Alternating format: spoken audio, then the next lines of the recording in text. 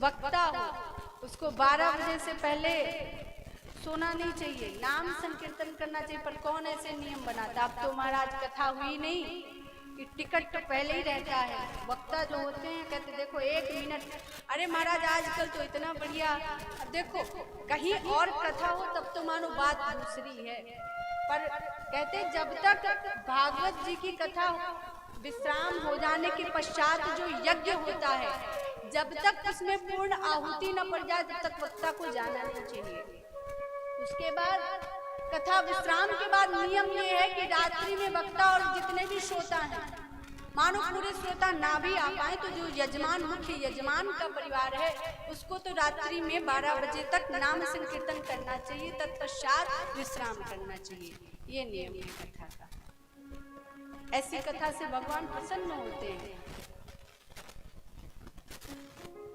जो कथा निष्काम भाव से हो, जिसमें सकामता ना हो कि श्रोता भी कुछ चाहे कि हमें कुछ मिल जाए, हमें पुत्र पौत्रादि मिल जाए, ऐसी इच्छा ना हो यजमान, और वक्ता की भी ऐसी इच्छा ना हो कि हमको मोटी दक्षिणा मिल जाए, हम भी माला माल हो जाए।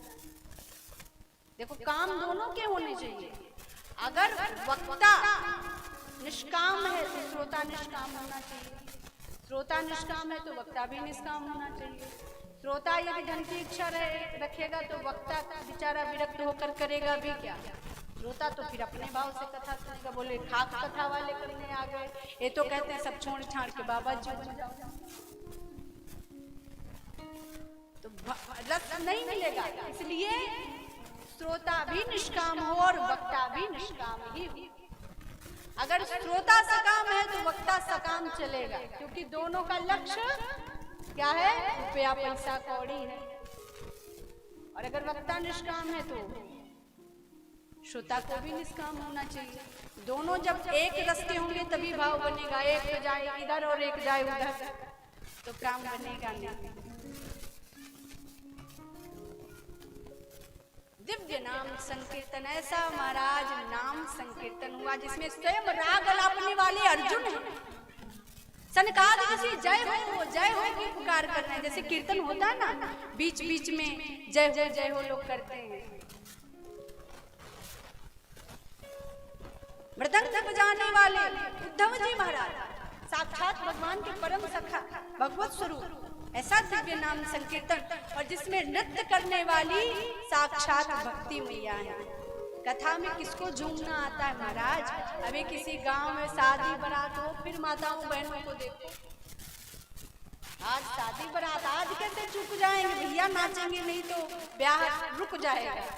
ऐसा लगता है मानो अगर माताएं बहनें नहीं नाची रोड पे, समझो बारात होने वाली नहीं, फिर बारात रुक जाएगी। अब कथा में अगर तेज ताली भी बजाएंगे तो पड़ोसी को देख लेंगे, इसकी ताली तेज बज रही हो तो हम बजाएं, और नहीं बज रही हो तो अपने से क्या भैया हम भी हाथ छुपा के बैठ जाएं, शर्म आती है। आपका दोष नहीं है, ये आपके कर्मों का दोष है। भगवान की माया इतनी प्रबल है कि वो कथा में झूमने देगी नहीं। हमारे कर्म हमारी खोपड़ी पर बैठकर हमको वहीं ले जाते हैं जहाँ नहीं जाना चाहिए, वही कराते हैं, बलात् वही कराते हैं जो नहीं करना चाहिए। भगवान का नाम लेने में शर्म आती है, और कहीं लड़ाई झगड़ा दो फिर तो महाराज ऐसी ऐसी गालियां की गालियों को भी शर्म आ जाए, फिर वहां शर्म हया नहीं आती किसी को। और भगवान का नाम तनिक जोर से ले लेंगे तो ऐसे कर लेंगे। देखे ना, इतने दिन से बैठे बैठे यही तो करें, माताओं बहनों पर खास हमारी नजर रहती है। पुरुष वक्ता होता है तो उसकी पुरुषों की तरफ, हमारा तो आप लोगों, अब देखो कथा हो रही है, सामने भागवत जी विराजमान है, पर माताओं को क्या ख्याल है, मजाल है उनके पैर पीछे की तरफ नहीं, जिधर भागवत जी की पोथी पैर भी सीधा ही उधर। तो ये चीज आपको पता नहीं है तो पूछ लो। हालांकि इतनी तो कॉमन सेंस सब में होता है कि जिधर भगवान स्थापित हो उधर न पैर किए जाएं। ये कोई बताने वाली बात नहीं है। किसी को नहीं बताया जाता कि रोज सुबह उठकर जो है सास ससुर को, एक ससुर को लात मारो एक सास को, इतना सबको पता है कि दोनों माता पिता तुल्य हैं और दोनों पूजनीय हैं। तो ये कोई बताने वाली तो बात है नहीं कि कोई ऐसा करे और कहे भाई हमको तो बताया नहीं गया इसलिए हमने ऐसा किया। तो ये तो कोई बताने वाली बात नहीं। इतना तो सबको पता है क्या करना चाहिए और क्या नहीं करना चाहिए।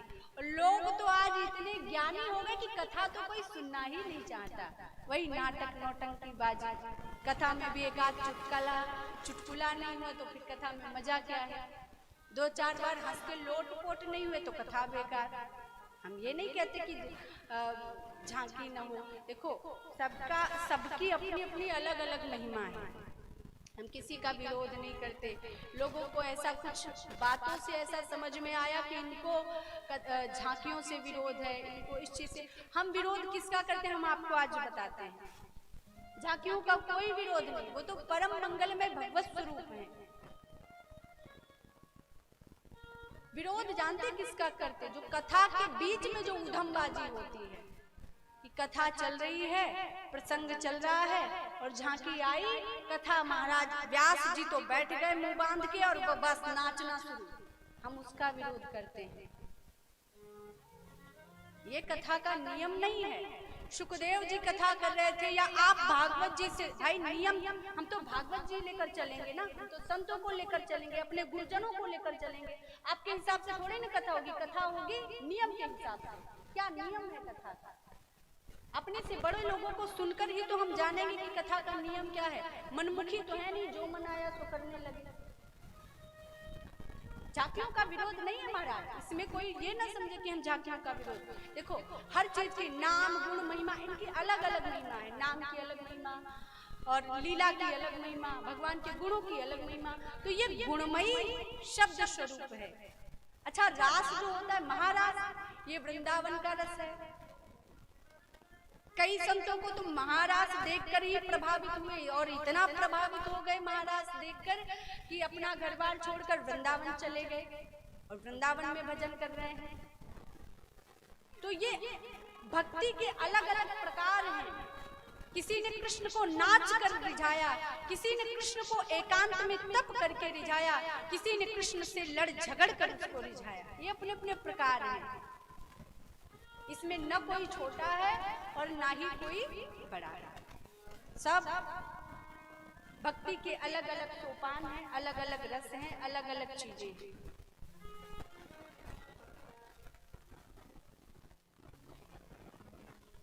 ऐसा दिव्य नाम संकीर्तन हुआ महाराज कि भगवान प्रकट हो गए अपने पार्षदों के साथ। और भगवान स्वयं कहते हैं सनकादि ऋषियों से कि मैं इस दिव्य कथा से बहुत प्रसन्न हूँ, मांगो क्या मांगना चाहते हो। अब जैसे आपके गांव में कथा के विश्राम दिवस वाले दिन भगवान प्रकट हो जाएं और कहें मांगो क्या मांगना चाहते हो, तो क्या मांगेंगे? बाबा क्या मांगेंगे?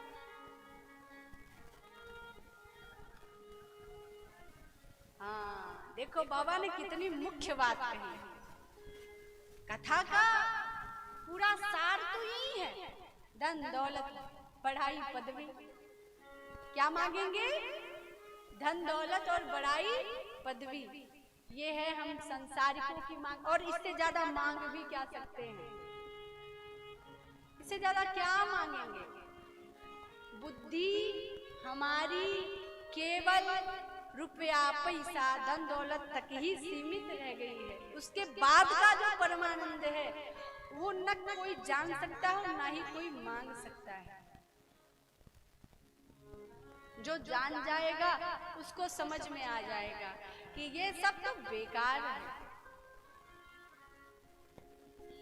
कि कैसा वो वैराग्य एकदम से जागृत होता है मनुष्य में। वो कोई एक बिरली जीवात्मा होती है जिसमें ऐसा वैराग्य जागृत होता है कि उसको ये सब मलमत लगता है, उसको वमन लगता है, उसको धन ऐसा लगता है जैसे कहाँ जंजाल में फंस गए, छोड़ो छोड़ो छोड़ो।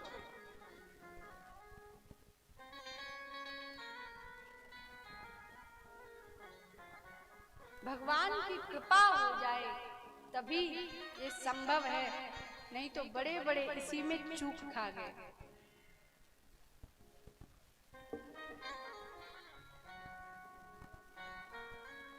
भगवान ने कहा मांगो, बड़े प्रसन्न है। तो पता है सनकादिकों ने क्या मांगा? सनकादिकों ने अपने लिए नहीं मांगा, सनकादिक ऋषियों ने, जो कि स्वयं भगवत स्वरूप हैं, और ये संकेत दे रहे हैं कि कथा का उद्देश्य क्या होना चाहिए। सनकादि ऋषियों ने अपने लिए नहीं, सनकादि ऋषियों ने आपके लिए मांगा। अब आप कहेंगे हमारे लिए कैसे मांगा? भाई प्रश्न आया कि वो कथा जाने कब हुई थी और हम तो आज जन्म लिए हैं, तो हमारे लिए कैसे मांगा?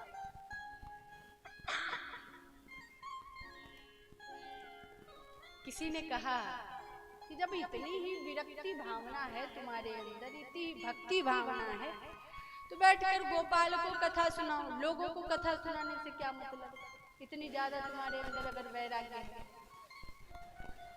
तो उनसे तो नहीं पूछेंगे, लेकिन हमारे अंदर भी एक प्रश्न उठा कि व्यास भगवान तो साक्षात भगवान थे, उनको कौन सा ब्रह्म की प्राप्ति करनी थी? तो वो तो स्वयं ब्रह्म थे।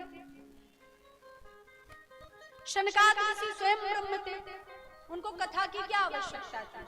उनसे ज्यादा वैराग्यवान कोई दुनिया में हो तो बताए भाई, उनको कथा करने की क्या आवश्यकता पड़ी?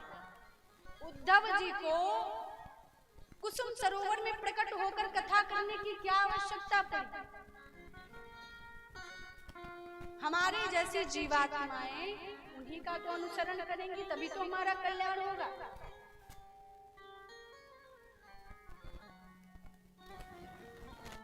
कहते हैं कि जहाँ लोग ज्ञानी हैं वहाँ ज्ञान वाली कथा हो, और जहाँ लोग कुछ नहीं जानते वहाँ ऐसे ही कथा। तो फिर करने से फायदा क्या है? जो कमरा पहले से ही साफ है, पोछा लगा हुआ है, उसी महाराज पोछा लिए जुटे रहो, क्या फायदा? जो पहले से ही साफ पड़ा है उसमें सफाई करने से क्या मतलब? जो कमरा गंदा है उसको साफ किया जाए तब तो कुछ मतलब निकले। आज नहीं बुद्धि में घुसेगा, कल नहीं घुसेगा, परसों नहीं घुसेगा, इस कथा में नहीं घुसेगा। भगवान की कृपा होगी, कोई न कोई ऐसा संत विरक्त आपके गांव में आएगा, किसी न किसी दिन आपकी बुद्धि में घुसेगा। भगवान की कृपा होगी, आज नहीं, इस कथा में नहीं, दूसरी कथा में नहीं, तीसरी, लेकिन करत करत अभ्यास ते जड़मति होत सुजान, रसरी आवत जाते सिल पर पड़त निशान।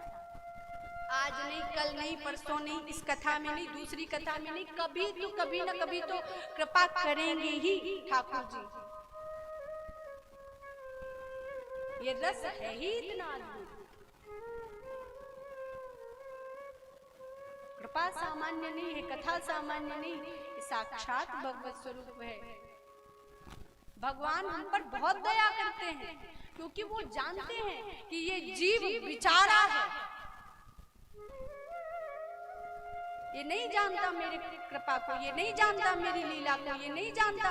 इसीलिए भगवान अपने भक्तों को भेजते हैं, वो ऐसा चरित्र रचते हैं, उनके भक्त आकर ऐसा चरित्र रचते हैं। सूरदास जी हो गए, तुलसीदास जी हो गए, कबीर दास जी हो गए, रसखान हो गए, मीराबाई हो गई, करमैती बाई हो गई, कर्माबाई हो गई। भगवान इनको भेजते हैं कि प्रत्येक व्यक्ति, प्रत्येक जीवात्मा इनसे सीखे कि भक्ति कैसे करनी चाहिए।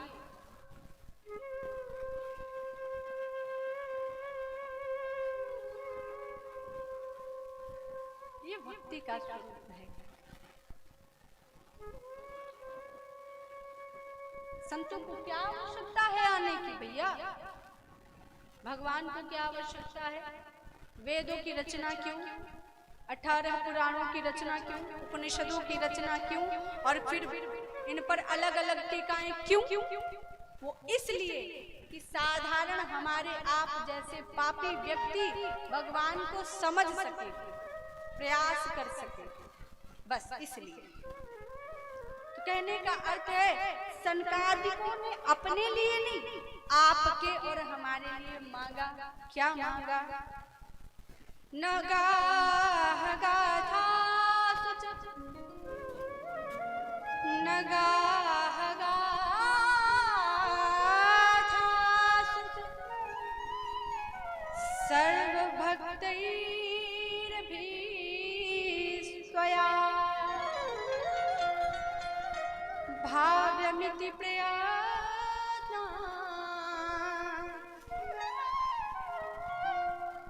गाः गाथाशु च सर्वभक्तैर्भिस्त्वया भाव्यमिति प्रयत्नात्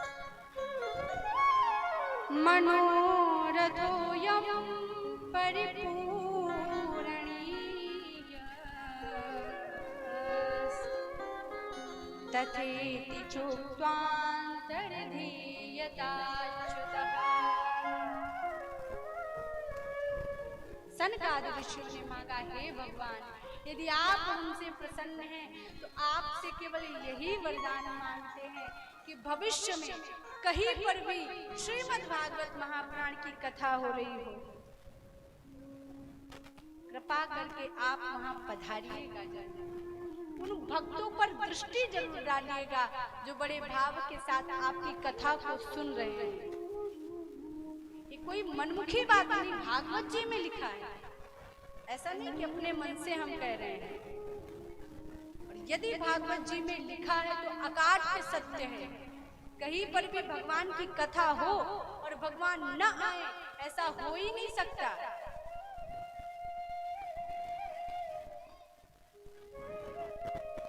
तो ये भगवान की दिव्य कथा है जिसमें भगवान पधारते हैं। मरहापीडं नटवरवपुः करणयोः कर्णिकारं बिभ्रद्वासः कनककपिशं वैजयन्तीं च मालाम् रन्ध्राणवेणोरधरसुधया पूरयन् गोपवृन्दैः बृन्दारण्यस्वपदरमणम् प्राविशद् गीतकीर्तिः। कैसा सुंदर हमारे नंदलाल का स्वरूप है।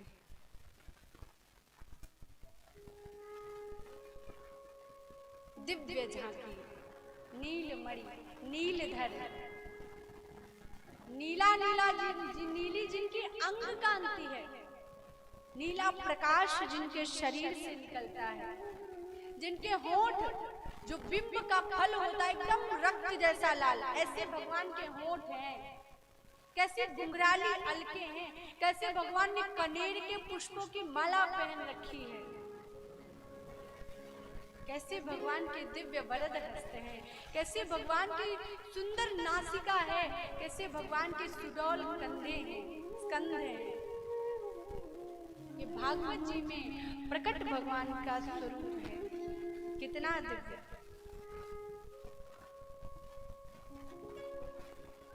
अब श्री सूत जी मंगलाचरण कर रहे हैं। जन्माद्यस्य यतोऽन्वयादितरतश्चार्थेषु विज्ञः स्वराट् तेने ब्रह्महृदाय आदिकवये मोहयन्ति यत् सूरयः तेजो वारिमृदां यथा विनिमयो यद्वत्सर्गो मृषा धाम्ना स्वेन सदा निरस्तकुहकं सत्यं परं धीमहि।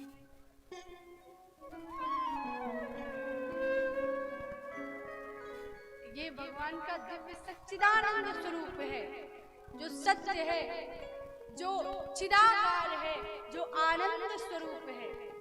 इसलिए भगवान का भजन करने वाले संत जन सदैव आनंदित रहते हैं।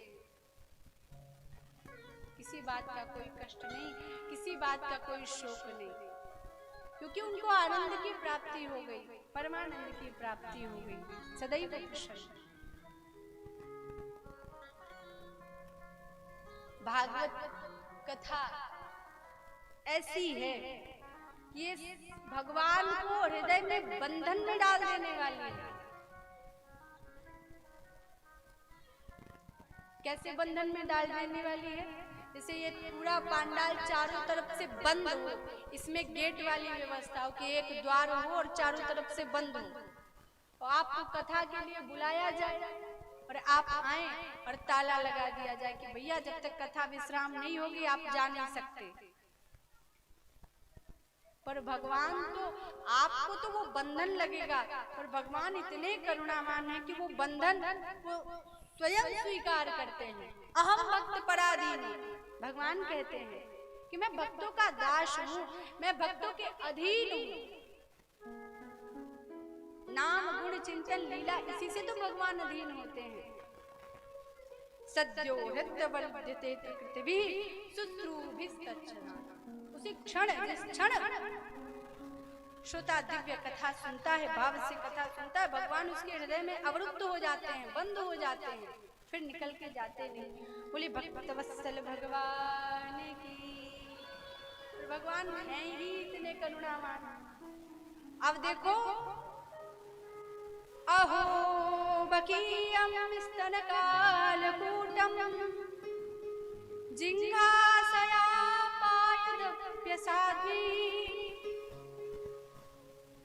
अहो बकीयं स्तनकालकूटं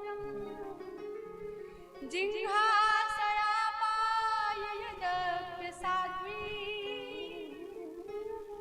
लेभे गतिं धात्रयुचितां ततोऽन्यं कं वा दयालुं शरणं व्रजेम। संसार जानता है कि पूतना भगवान को मारने के लिए आई थी, विष देने के लिए आई थी, परंतु ऐसी पूतना को भी माता की पदवी देने वाले भगवान श्री कृष्ण हैं।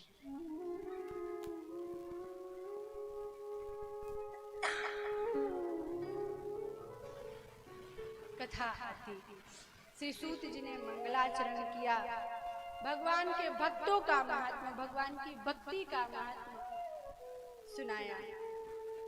तत्पश्चात संक्षिप्त भगवान के 24 अवतारों का वर्णन किया श्री सूत जी ने। सभी लोग भाव से इन दिव्य नामों का स्मरण करेंगे। 24 रूप लीला रुचिर श्री अग्रदास उर्पद धरो। अब ध्यान से सुनिएगा, भगवान के 24 अवतार कौन कौन से हैं।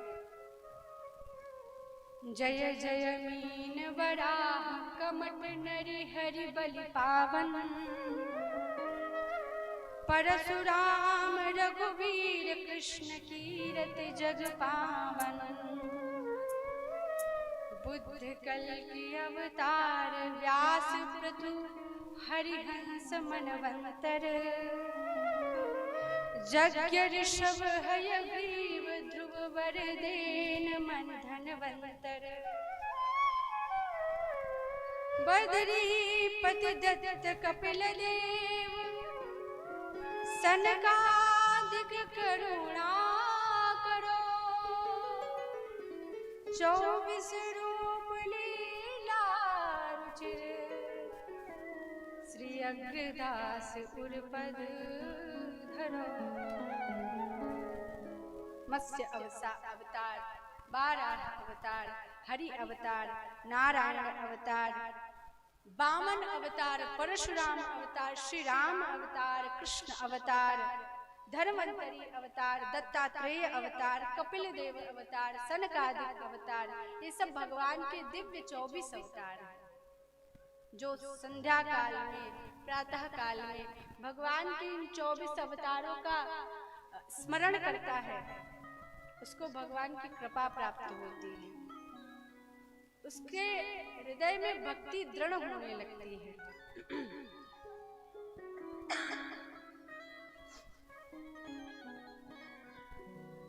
श्री सूत जी कथा श्रवण करा रहे हैं कि द्वापर के अंत में श्री व्यास भगवान का प्राकट्य हुआ।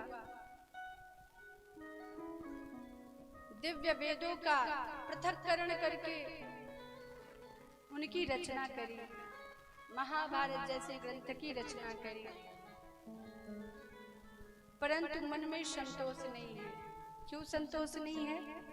ये सब ज्ञान की विधाएं रच दी, सुंदर सुंदर पुराण रच दिए, पर इसमें भक्तों को जो आनंद मिलना चाहिए वैसा आनंद नहीं मिला, जिससे ज्ञान बढ़े, ज्ञान की वृद्धि हो, ऐसा ग्रंथ तो प्रकट कर दिया, पर जिससे प्रेम लक्षणा भक्ति बढ़े ऐसा ग्रंथ नहीं प्रकट हुआ। इसलिए मन में थोड़ा असंतोष है व्यास जी को।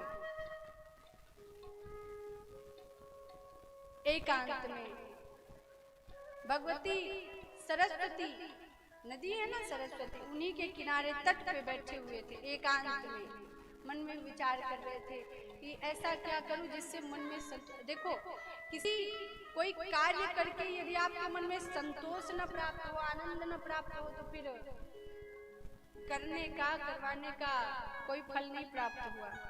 इतना बड़ा यज्ञ हो रहा है, बढ़िया रास लीला भी हो रही है, राम कथा भी सुन रहे हो, भागवत कथा भी सुन रहे हो, पर मन में यदि संतोष नहीं आया, आनंद नहीं आया, तो फिर क्या फायदा है ऐसे अनुष्ठान का? लाखों खर्च हो गए महाराज। अगर मन में असंतोष है, इसका मतलब कार्य ठीक नहीं हुआ।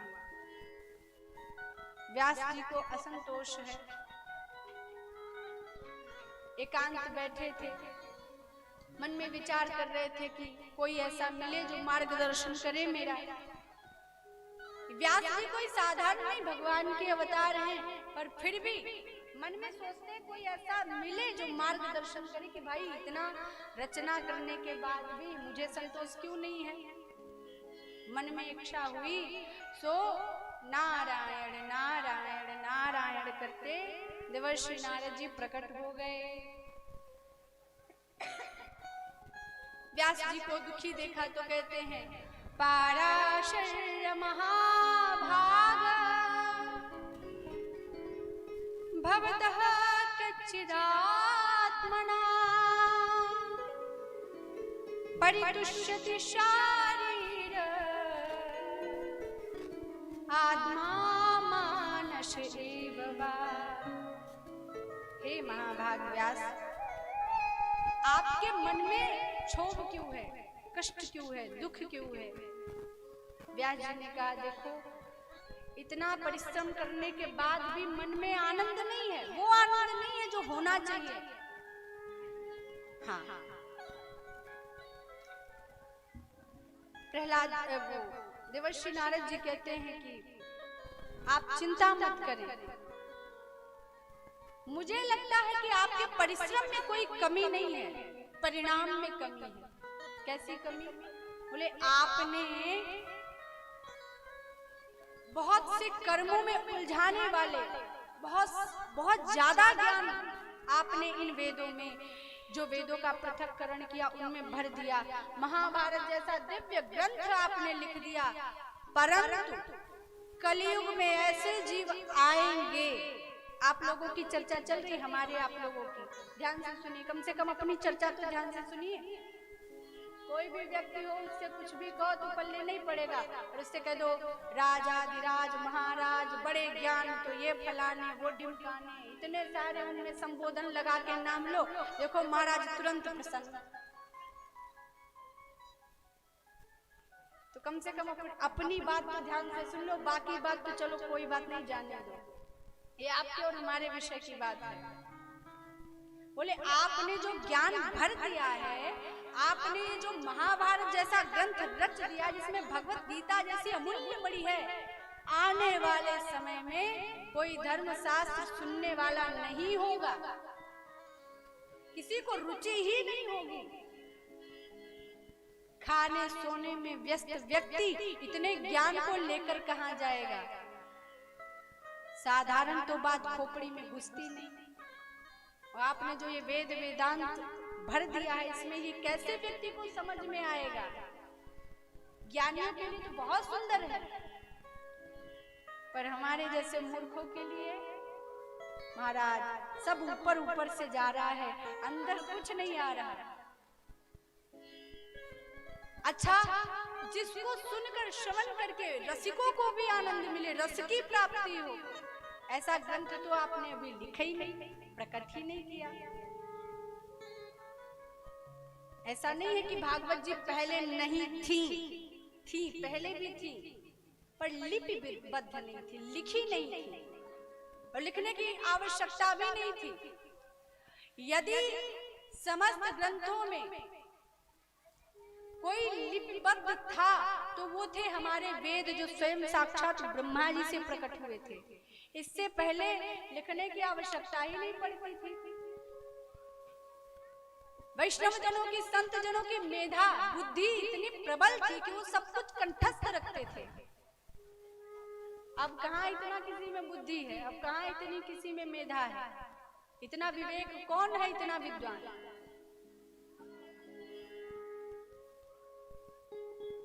भगवान शंकर के इस बात पे आपको एक बात हम बताएं, भागवत जी पहले भी थी पर लिपिबद्ध नहीं थी। लिपिबद्ध किया था व्यास भगवान ने, उन्होंने श्लोक बोले और गौरी पुत्र गणेश ने इनको लिखा। एक शर्त रखी कि देखो हम लिखने को तभी तैयार होंगे जब तुम बीच में रुको नहीं, बराबर बोलते जाओ, हमको रुकने का समय मत देना। क्योंकि इनका वाहन है, गणेश जी का वाहन कौन है, कोई जानता है? महाराज जी, यजमान, यजमान की जय हो। यजमान जी कह रहे हैं हमारी जय हो। आपको नहीं पता गणेश जी का वाहन क्या है? गणेश जी किसकी सवारी करते हैं? हाँ, क्या कह रहे हैं? हाँ, मूसक की, चूहे की। रेट रेट माने चूहा। अब तो आया समझ में? इनका जो वाहन है वो भी 2 मिनट के लिए बैठता नहीं है। अगर उसको खाने को नहीं मिलेगा तो किताबें कुतर देगा, किताबें नहीं मिलेगी तो कपड़ा कुतर देगा। 2 घड़ी उसके दांत शांति से नहीं कट चलते ही रहते हैं। अच्छा, हम क्यों इतना जानते हैं? क्योंकि एक बार हमारे यहाँ सफेद वाले होते हैं ना चूहे, एक बार किसी ने दे दिए थे तो हम पले हुए थे, इसलिए हमको जानकारी है। उनके दांत कभी ऐसे नहीं रहते, वो हमेशा ऐसे ऐसे चलते ही रहते हैं। कपड़ा नहीं तो किताबें, किताबें नहीं तो आटे दाल की बोरी रखी होगी उसको कुतर देंगे।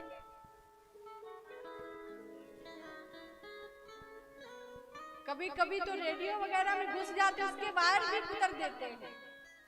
बड़े खतरनाक होते हैं चूहे।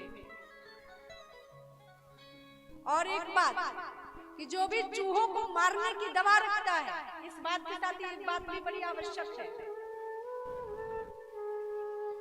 जिसने चूहों को मारा या मारने की दवाई रखी, व्यासपीठ से बोल रहे हैं, उसके घर में कभी गणेश जी का आगमन नहीं हो सकता। ये बात कड़वी है पर एकदम सत्य है, कभी नहीं होगा।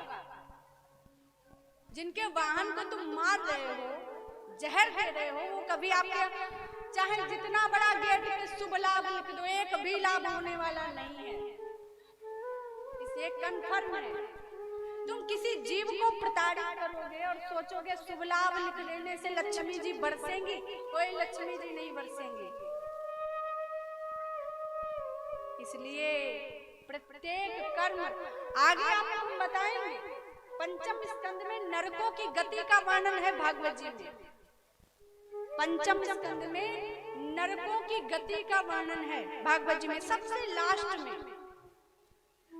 ये तो चूहे हो गए, पता है मक्खी, मच्छर, बिच्छू, सांप, इनको भी मारना पूर्णतया मना है। आपको हम प्रमाण दिखाएंगे। हाँ, लिखा है भागवत जी में। और कोई यदि मारता है तो उसको कौन से नरक की प्राप्ति होगी, ये भी लिखा है। बात आई समझ में? नहीं आई समझ में? आ गई।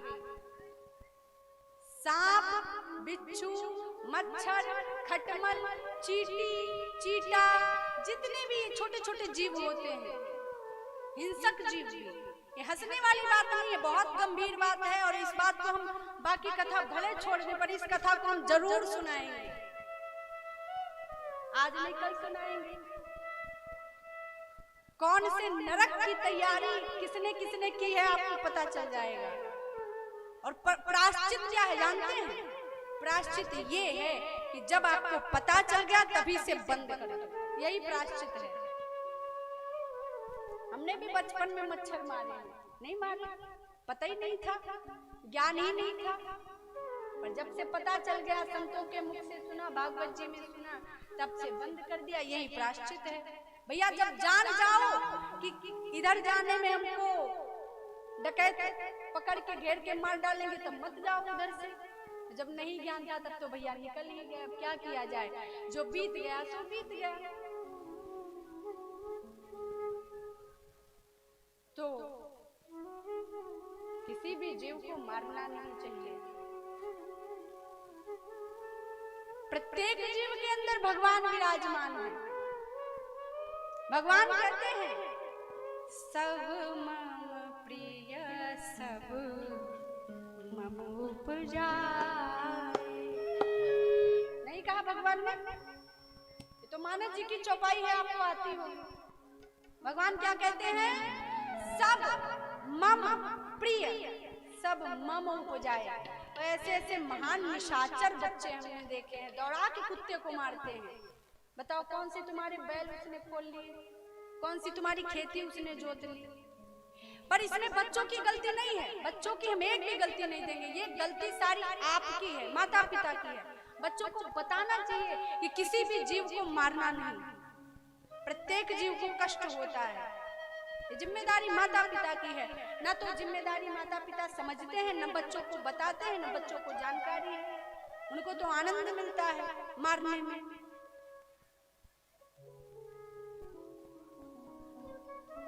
चलिए इसकी तो फिर आगे चर्चा होती ही रहेगी, अभी तो इस पर आ जाते हैं क्योंकि महाराज जी भी अभी आते होंगे।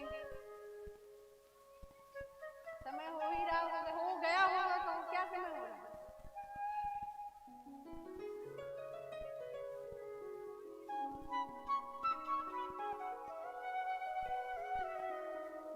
हाँ समय हो गया है। चलिए तो कहने का अर्थ है कि देवर्षि नारद जी आए और बोले देखो जिससे रसिकों को रस प्राप्त हो, हमारे जैसे बैल बुद्धियों को भी जो समझ में आ जाए, ऐसी कोई दिव्य रचना हो तो कीजिए। ये देवर्षि नारद जी अपने को नहीं, हम अपने को बोल रहे हैं। इसका मतलब ये मत समझिएगा कि देवर्षि नारद जी ने ऐसा कहा। मतलब उन्होंने कहा कि कलयुग की कलुषित जीवात्माओं को जो समझ में आ जाए, ऐसा कोई ग्रंथ रचिए जिससे हम लोगों की भक्ति भावना बढ़े। तब व्यास जी ने जो भागवत जी कंठस्थ थी उन्हीं को पुनः लिपिबद्ध कर दिया, प्रकट कर दिया।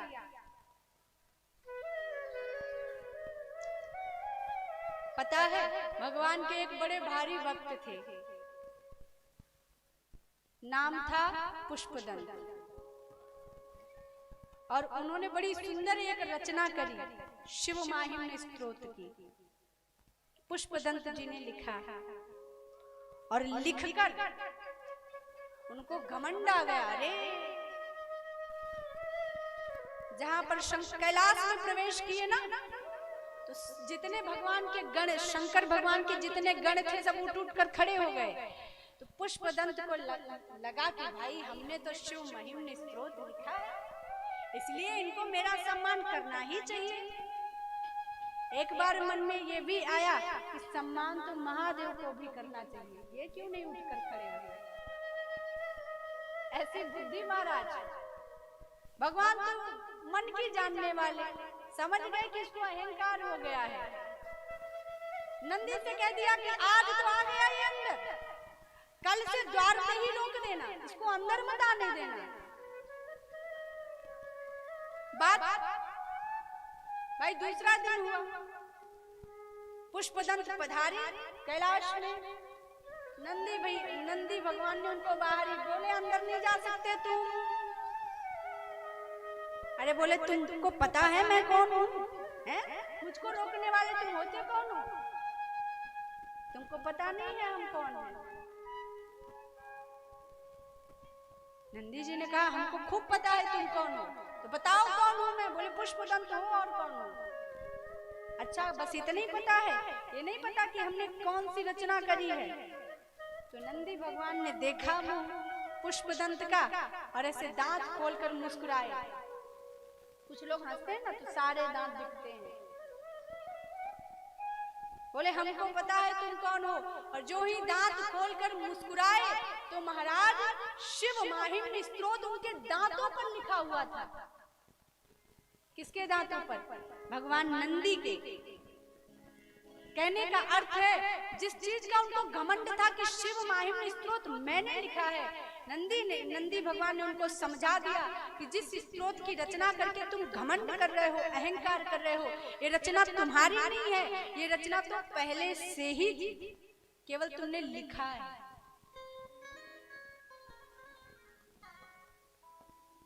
व्यास भगवान ने प्रकट, जब देवर्षि नारद जी ने कहा और बताया कि आप इस दिव्य पुराण को रचकर बड़ा ही आनंद प्राप्त करेंगे, मेरे जीवन को देखिए। देवर्षि नारद जी कहते अपनी जीवन गाथा सुना रहे हैं। देवर्षि नारद जी ने कहा मेरी जीवन गाथा देखिए। पहले मैं एक दासी पुत्र था। देवर्षि नारद जी कहते पहले मैं एक दासी पुत्र था।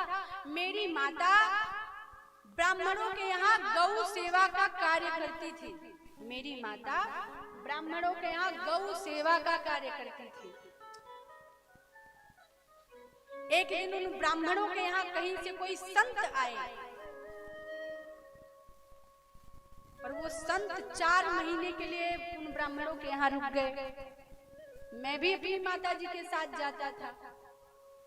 मैंने उन संतों की सेवा करी और भोजन करने के पश्चात वो ब्राह्मण और वो संत जब भोजन कर लेते, उसके बाद जो बचा हुआ उनकी थाली में जो बचा हुआ वो प्रसादी होती है ना, शीत प्रसादी, हमारे ब्रज में उसको शीत प्रसादी, साधु शाही भाषा में उसको शीत प्रसादी बोलते हैं। तो संत लोग भोजन कर ले, उसके बाद जो कण बच जाते हैं थाली में, पत्तल में, उसको शीत प्रसादी बोलते हैं। बोले वो जब बच जाता था तो मैं उनको समेट कर उनको खा लेता था और उसके प्रभाव से, उस शीत प्रसादी के प्रभाव से मेरे हृदय में ऐसा भजन बल बढ़ा कि मैंने अपनी माता जी से रोकर कहा कि मुझे अब इन संतों के साथ ही जाना है, मुझे आपके घर नहीं रहना। हे माता, अब मुझे भगवान से मिलने के लिए मत रोको, अब मुझे इन संतों के साथ जाने दो। और इन संतों के पास भगवान आएंगे, उनकी दृष्टि मुझ पर पड़ेगी और मैं भगवान का प्रिय बन जाऊंगा। और मैया तो मैया, भैया इकलौता लड़का कौन मैया कह देगी तो कि तुम संत बन जाओ? हैं? कोई मैया कह देगी? हाँ? कितने बच्चे हैं आपके? 3 4, उनमें से एक हमारे साथ भेज दो। देख लिया, 4 बच्चे हैं पर एक भी नहीं, तो उनका इकलौता था, वो कैसे भेज देते? बच्चे से तो कुछ नहीं बोली, संतों के चरण पकड़ लिए, बोले महाराज कौन सा मंत्र फूंक दिया आपके कान में? घर छोड़ने को तैयार रह गए। संतों ने समझाया बच्चे को कि देखो बेटा, माता की सेवा करना ही परम धन है। अब देखो तुम्हारे बाद माता की सेवा कौन करेगा, इसलिए माता की सेवा करो। जब उचित समय आएगा तो भगवान स्वयं चल कर पाएंगे। देवर्षि नारद जी ने बात मानी। एक दिन माता, जब संत चले गए, एक दिन माता दोहनी लेकर गाय दुहने के लिए जा रही थी। उसी समय एक सर्प आया और माता जी को काट लिया। माता जी ने शरीर छोड़ा। इन्होंने देवर्षि नारद जी इन्होंने गृह में जो भी धन था समेट कर सब अपनी माता के अंतिम संस्कार में लगा दिया। उसके बाद निकल पड़े, ध्यान में बैठे हुए थे। देवर्षि नारद जी अपनी कथा सुना रहे हैं, आप ध्यान से सुने तभी समझ में आएगी, अन्यथा समझ में नहीं आने वाली। देवर्षि नारद जी, अब देखो माता की भी जिम्मेदारी नहीं रही, माता जी तो भगवान को प्यारी हो गई, तो घर छोड़ दिया, जंगल चले गए और एकांत में भगवान का भजन करते और विचार करते कि जिस प्रकार भगवान शबरी के यहाँ गए थे, अगर मुझ में प्रेम है भगवान के प्रति तो मेरे लिए भगवान क्यों नहीं आएंगे। हर कोई तो वृंदावन नहीं जा सकता ना, हर कोई अयोध्या नहीं जा सकता, पर यदि मन में प्रेम है, प्रबल प्रेम के पाले पड़कर प्रभु को नियम बदलते देखा, अपना मान टले टल जाए पर भक्त का मान न टलते देखा। प्रत्येक व्यक्ति वृंदावन नहीं जा सकता, अयोध्या नहीं जा सकता, पर मन में यदि उनके लिए सच्चा प्रेम है तो वृंदावन, आपका हृदय ही वृंदावन बन जाएगा, आपका मन ही वृंदावन बन जाएगा। हरि व्यापक सर्वत्र समाना, प्रेम ते प्रगट होए मैं जाना। भगवान तो प्रेम से, विशुद्ध प्रेम से मिलते हैं। संतों ने कह दिया, जो प्रेम गली में आया नहीं, प्रियतम का ठिकाना क्या जाने, जो प्रेम गली में आया नहीं, तुमका ठिकाना क्या जाने, जिसने कभी प्रेम किया ही नहीं, जिसने कभी प्रेम किया ही नहीं, वो प्रेम निभाना क्या जाने, ने कभी प्रेम किया ही नहीं, वो प्रेम की माना क्या जाने,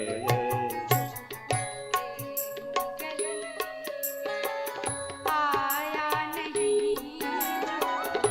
प्रेम गली में आया नहीं, प्रियतम का ठिकाना क्या जाने, प्रियतम का ठिकाना क्या जाने, कोई कितना चाहे वेद पढ़े, कोई जितना चाहे वेद पढ़े, कितना चाहे वेद पढ़े, कोई कितना चाहे वेद पढ़े, पर मन में न निर्मलता आए,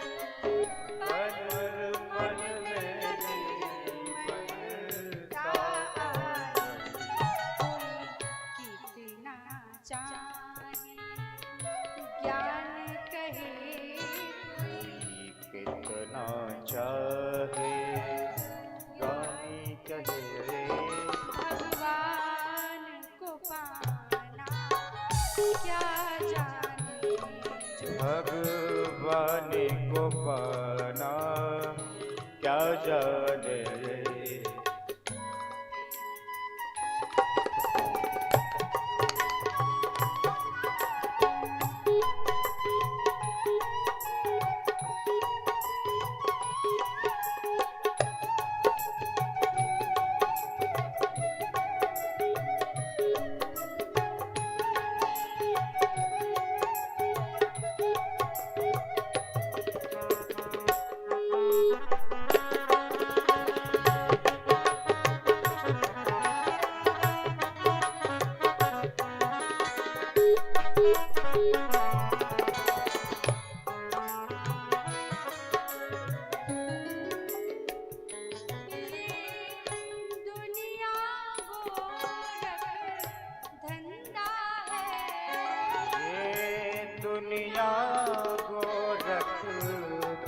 अंधा है और जग माया में अंधा और जग माया में अंधा है और जग माया में अंधा है। और जग माया में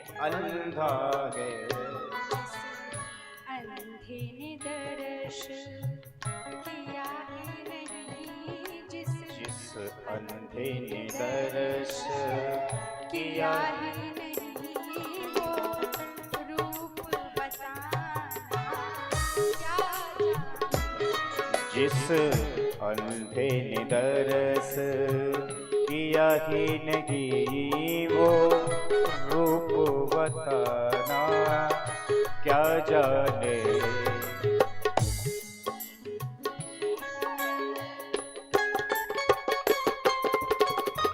जय हो। अंधा कौन है? इस बात को अवश्य जानिए। अंधा नेत्रों का अंधा नहीं, जिसके नेत्र से दिखाई देता हो ऐसा अंधा नहीं। जैसे अंधे हम हैं, जैसे अंधे आप हैं, कि भगवान के दर्शन महाराज इन नेत्रों से थोड़ी ना होते हैं। तो नाम के प्रभाव का प्रकाश होता है तब अंतर मन के नेत्र खुलते हैं। जब अंतर मन के नेत्र खुलते हैं तो भगवान के दर्शन होते हैं। सोई जाने जे देव जनाए जानत तुम्हें होई जाए। राम सिया राम जय जय राम। राम सिया राम जय जय। भगवान जिसको दर्शन कराना चाहे उसको प्रतिक्षण प्रतिपल एक एक श्वास में उसके दर्शन होते हैं। और वो चाहे भी कि अब दर्शन रुक जाए, अब लीला रुक जाए, तो भी रुकती नहीं है। मीरा बाई ने कैसी भक्ति करी ये आप हम क्या जान सकते हैं। अभी झूठे ही पता चल जाए कि ये भगवान का चरणामृत है, इसमें ये भगवान को भोग लगाया हुआ दूध है। उदाहरण देखिए आप, मतलब मन में सोचिए कि ऐसा भी कभी हो सकता है, तो हम क्या करें। मीराबाई की कथा सबको पता है। राणा जी ने बताकर थोड़े दिया था, दासी से भिजवाया। वो भी बता नहीं सकती थी कि इसमें विष है। चरणामृत हाथ में दिया। मीराबाई कोई सामान्य थी, भगवान की सहचरी सखी थी, गोपी स्वरूप थी। जो ही हाथ में चरणामृत आया जान गई ये हलाहल विष है। इसका एक कण जिह्वा पे छुआ नहीं कि राम नाम सत्य है। पर क्योंकि उन्होंने कह दिया था कि चरणामृत है, इसलिए वो मना भी नहीं कर सकती थी और ना उन्होंने किया। हाथ में जो ही आया तो मीरा गट गट करके पी गई। इस प्रेम लक्षणा भक्ति को हम आप क्या समझ सकते हैं? सुन लिया पर समझ नहीं सकते, कल्पना भी नहीं कर सकते। अभी पता चले कि हमने लड्डू गोपाल के पास भोग लगाया और दूध रखा, पता चला उसमें छिपकली गिर पड़ी। कोई कहे है तो भगवान का भोग महाराज यजमान जी जाएं हमारे वहां जहां रुके हुए हैं, और कहे है तो भैया अभी महाराज जी क्या बताएं, है तो भगवान का भोग पर इसमें छिपकली गिर गई थी, आप पी लीजिए ना। पूछे यजमान से पिएंगे? पिएंगे? नहीं पिएंगे। प्रेम लक्षणा भक्ति को भला उसका अंश भी यदि प्राप्त हो जाए तो हमारा कल्याण हो जाए।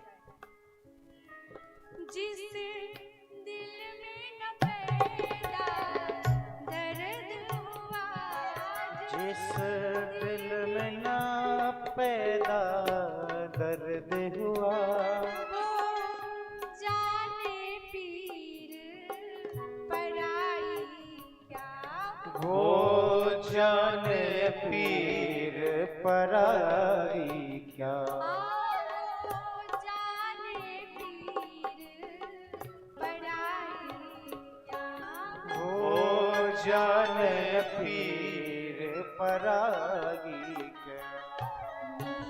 मीरा है दीवानी मोहन की, मीरा है दीवानी मोहन की, संसार बिचारा क्या जाने। मीरा है दीवानी मोहन की, संसार बिचारा क्या जाने।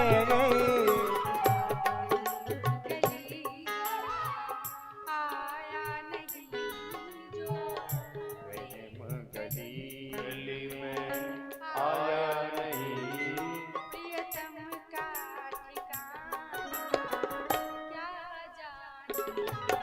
जो प्रेम गली में आया नहीं, प्रियतम का ठिकाना क्या जाने। प्रियतम का ठिकाना क्या जाने। प्रियतम का ठिकाना क्या जाने। बोले भक्तवत्सल भगवान की जय। इस प्रकार प्रेम से पुकारा। देवर्षि नारद जी कहते हैं प्रेम की पुकार भगवान तक पहुंची और एक झलक मुझे बस मिली। ध्यान में बैठा हुआ था वट वृक्ष के नीचे, तभी एक झलक मुझे दिखाई दी। वो दिव्य प्रकाश, वो दिव्य स्वरूप, कैसा सुंदर अद्भुत भगवान का दिव्य रूप था। एक झलक पाई, उसके बाद एकदम अंतर ध्यान हो गए। अब तो विकलता और बढ़ गई। देवर्षि नारद जी चिल्ला पड़े, हे प्रभु आप कहाँ हो, नाथ आप कहाँ हो, एक झलक दिखाकर आप कहाँ छिप गए। प्रभु मैं आपके लायक नहीं और आप मुझे अपना लो। तभी उनको सुनाई दिया। भगवान ने स्वयं कहा कि हे देवर्षि नारद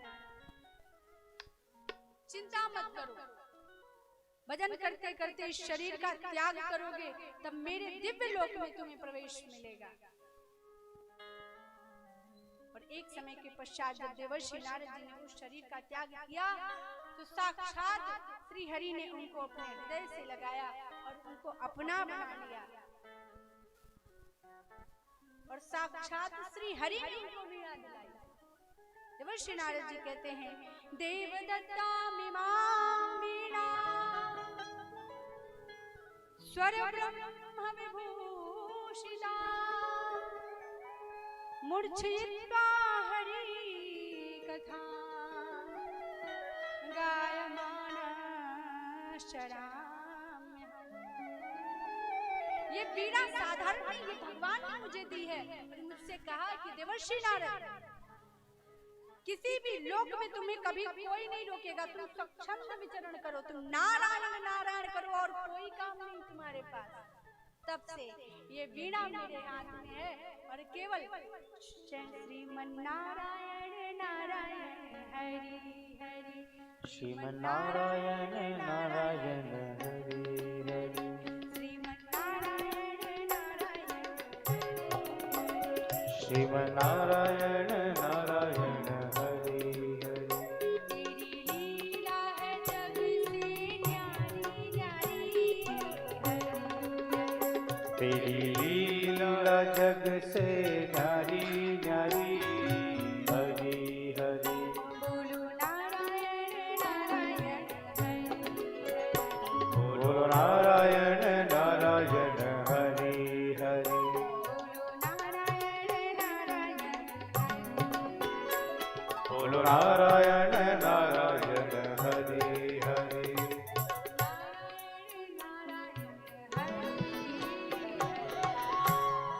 तब से ब्रह्मा जी के पास कार्य है।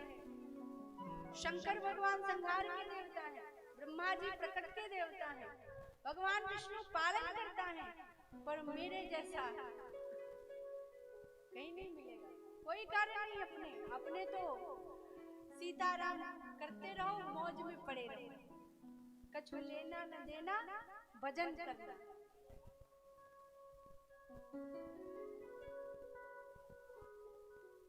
बस भगवान का भजन यही कार्य है मेरे पास। नारायण नारायण, इससे आप ज्यादा कुछ लेना देना नहीं। ये तो मेरी कथा है। देवर्षि नारद जी ने अपने पूर्व जन्म का चरित्र व्यास जी को सुनाया और उन्हीं की प्रेरणा से श्रीमद् भागवत महापुराण का प्राकट्यकरण प्रकट किया, लिखा श्री गणेश भगवान ने और गाया श्री व्यास भगवान ने। कथा प्रारंभ हुई उस काल खंड से जिस काल खंड में सारे कौरवों ने अपना सर्वनाश करा लिया था। सारे कौरवों ने अपना, सब मर चुके थे, केवल दुर्योधन बचा था। महाराज ऐसे पड़ा हुआ युद्ध भूमि में, जंगा टूटी हुई। भजन तो कभी किया नहीं था कि भजन करता, बस पड़े पड़े वही ईर्ष्या में मर रहा। एक तो वैसे भी मर रहा, ऊपर से ईर्ष्या से मर रहा कि उनके पांचों में से पांचों सलामत और मैं 100 होकर भी आज अकेला बचा हूं। और आप कहो कि उसको भगवान की प्राप्ति नहीं थी, तो ये सरासर गलत है। उसको भगवान की प्राप्ति थी भाई। जब भी भगवान हस्तिनापुर जाते थे तो क्या घूंघट मार के जाते थे? जैसे थे वैसे जाते थे। पांडवों को उनमें भगवान दिखता था और दुर्योधन को उनमें भगवान नहीं दिखता था, साधारण दिखते थे। तो ये तो दृष्टि का दोष है। कोई संतों में, ये तो खैर हमारे गांव में अभी भी ये भाव जीवंत है, शहरों का तो पता नहीं। गांव में यदि भिखारी भी आए तो उसको संत मानते हैं, और शहरों में संत चला जाए तो भी उसको भिखारी समझते हैं। ये दशा है शहरों की। पढ़े लिखे लोग किसी को सम्मान देना नहीं जानते। आप लोगों ने तो खैर बड़ा सम्मान दिया है। तो कहने का अर्थ है कि जब दुर्योधन पड़ा हुआ था, जंघा टूटी है महाराज, उठकर कहीं जा नहीं सकता, और वो भी तब जब एक बार नहीं अनेकों बार दुर्योधन को भगवान के दर्शन हो चुके, साक्षात दर्शन। ऐसे जैसे आपस में बैठ के हम लोग बोल चाल रहे हैं, बात कर रहे, ऐसे आमने सामने बैठकर बात भी हुई, पर फिर भी दुर्योधन की ये दुर्दशा हो गई। कैसे? बोले दर्शन से काम चलने वाला नहीं है।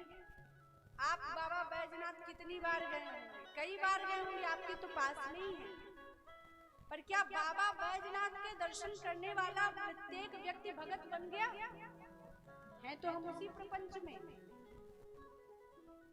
कितनी बार, कितने लोग वृंदावन गए होंगे, बिहारी जी के दर्शन किए होंगे, राधा जी के भी दर्शन किए होंगे, राधा वल्लभ जी के भी दर्शन किए होंगे, पर क्या उनको भगवत प्राप्ति हो गई? संकेत है कि केवल दर्शन से काम नहीं चलने वाला। जब तक प्रेम लक्षणा भक्ति हृदय में नहीं आएगी, तब तक सब कुछ व्यर्थ है, बिना किसी काम का है। कई लोग कहेंगे इतने लाख जप करो तो ये सिद्धि हो जाएगी, इतने लाख जप करो तो ये हो जाएगा, तो वो कहीं पर आप लिखा नहीं पाओगे कि इतने लाख जप करो तब आपको प्रेम लक्षणा भक्ति की प्राप्ति हो जाएगी। कहीं लिखा है भगवान का प्रेम प्राप्त हो जाएगा? कोई यज्ञ, कोई अनुष्ठान, कोई जप, कोई तप अगर हो तो हमको भी बता दे भैया, हमको बहुत आवश्यकता है।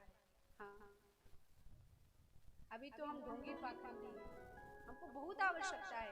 यदि कोई जप तप नियम अनुष्ठान हो कि भगवान की प्रेम प्राप्त हो जाएगा, ये जप कर लो, ये अनुष्ठान कर लो, ये नियम कर लो, हम करने को तैयार हैं। पर ऐसा कहीं नहीं लिखा है, वो तो भगवत कृपा से ही होने वाला है।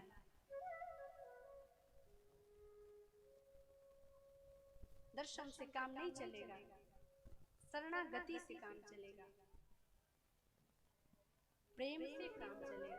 प्रेम यदि होगा तभी भगवान मिलेंगे। ये एक बार नहीं 1000 बार भगवान ने भी कहा है और सारे साधु संत यही कहते हैं।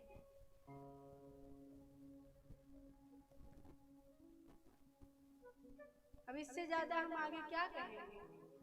अब तो मेरी बात खत्म हो गई, समय पूरा हुआ।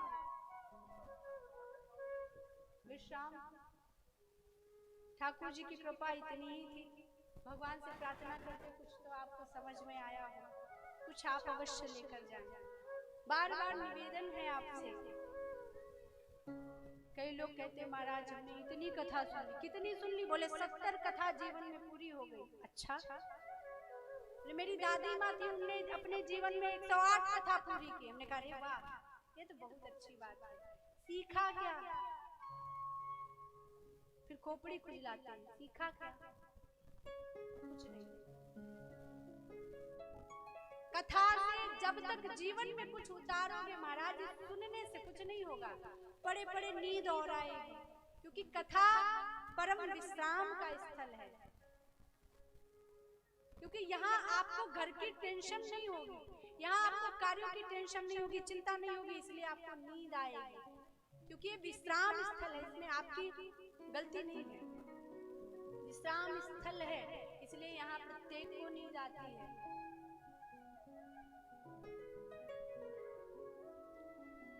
श्री राधा वल्लभ लाल की जय, श्री भक्त वत्सल भगवान की जय। सभी लोग भाव से नाम संकीर्तन करेंगे। तत्पश्चात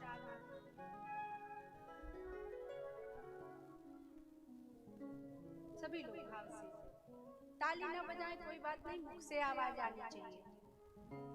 ठीक है? गोविंद जय जय गोपाल जय जय गोविंद जय जय ताली की आवश्यकता नहीं, आप लोग बजो।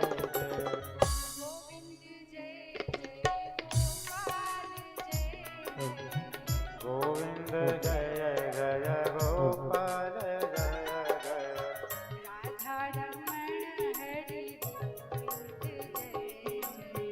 राधा रमण हरि गोविंद जय जय राधा रमण हरि गोविंद जय जय ललिता जी की जय जय विशाखा जी की जय जय ललिता जी की जय जय विशाखा जी की जय जय ललिता जी की जय जय विशाखा जी की जय जय ललिता जी की जय जय विशाखा जी की जय जय प्यारी सखी मैया चित्रा की जय जय प्यारी सखी मैया चित्रा की जय जय गोविंद जय जय गोपाल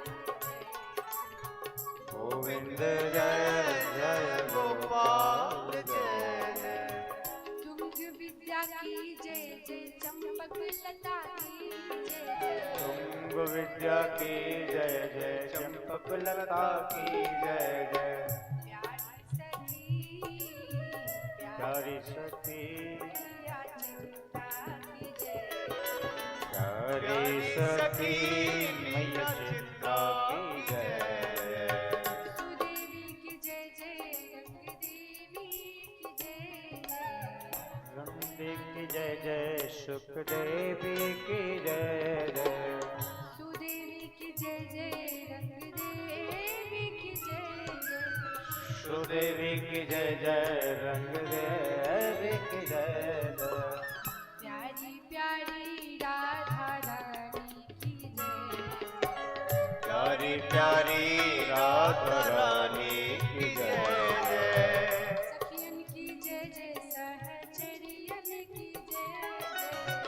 सखियन की जय जय सहचरियन की जय जय सखियन की जय जय सहचरियन की जय जय सखियन की जय जय सहचरियन की जय जय सखियन की जय जय सहचरियन की जय जय प्यारी प्यारी प्यारी प्यारी सब गोपियन की जय जय प्यारी प्यारी सब गोपियन की जय जय यमुना जी की जय जय ब्रज रज यमुना जी की जय जय, कनघट की जय जय।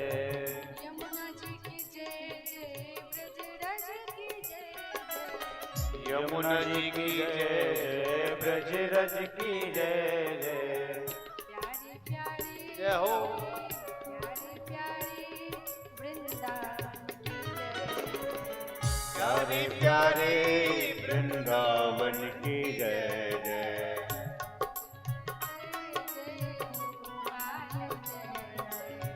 गोविंद जय जय, गोपाल जय जय।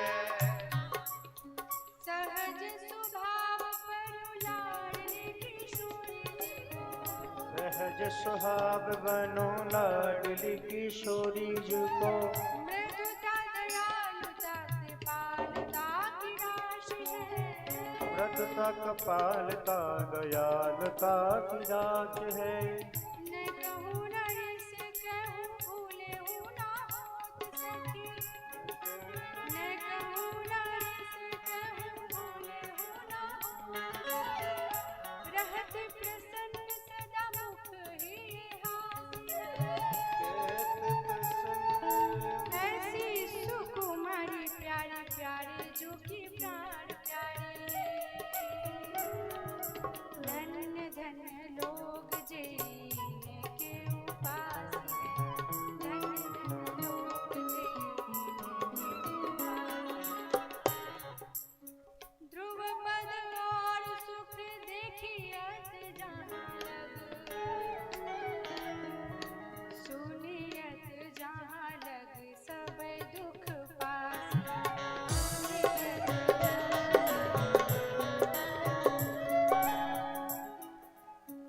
सहज स्वभाव परो